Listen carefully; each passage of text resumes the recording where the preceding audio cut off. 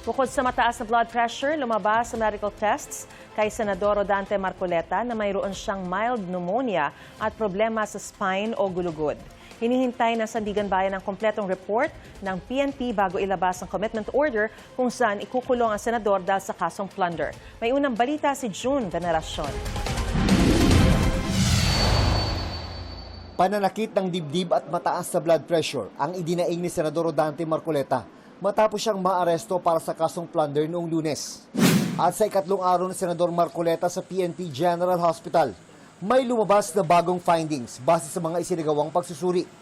Batay sa cervical x-ray ng senador, meron siyang degenerative disc disease o problema sa gulugod.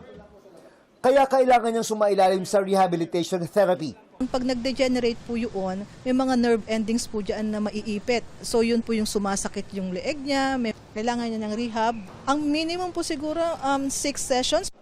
Mild pneumonia naman ang nakita sa kanyang chest x-ray. Hindi ko po masasabi, sir, kung kailan po na-develop yun. Pwede po na bago po siya na-admit sa amin. Ayon sa ospital, mas tumaas pang blood pressure ni Marcoleta na nasa 160/90. May mga medical test pa raw na gagawin kay Senador Rodante Marcoleta na lahat ay pwede naman daw gawin dito sa PNP General Hospital. Naniniguro lang daw ang PNP bago i-discharge ang senador, pero hindi pa masabi ng mga doktor kung kailan ito posibleng mangyari. Hindi pa po siya fit for travel at marami pa nga pong test and hinihintay pa yung results naman ng ibang test na nagawa na sa kanya na kailangan pa pong gawin. Dinalaw siya ng kanyang misis sa ospital. Ayon sa PNP, bantay sarado ng mga polis ang labas ng hospital room ng senador. Wala pong VIP treatment, sir? VIP treatment? Nakakulong na siya, paano? Nasa ospital. Baka Nasa sabihin ospital. ng mga iba eh. Nakakulong sa ospital.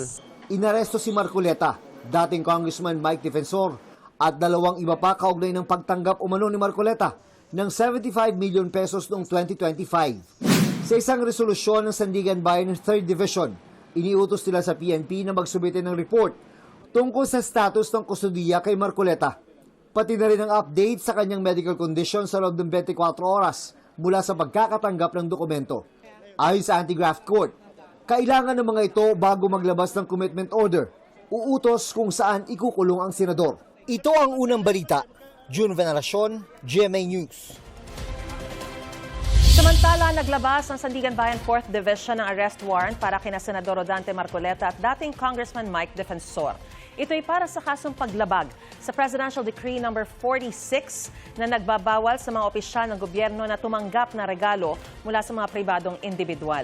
Hiwalay pa ito sa kanilang kasong plunder. Kaugnay pa rin ito sa pagtanggap ni Marcoleta ng 75 million pesos noong siya'y kongresista pa mula kay Defensor at dalawang negosyante na sina Joseph Espiritu at Aristotel Viray.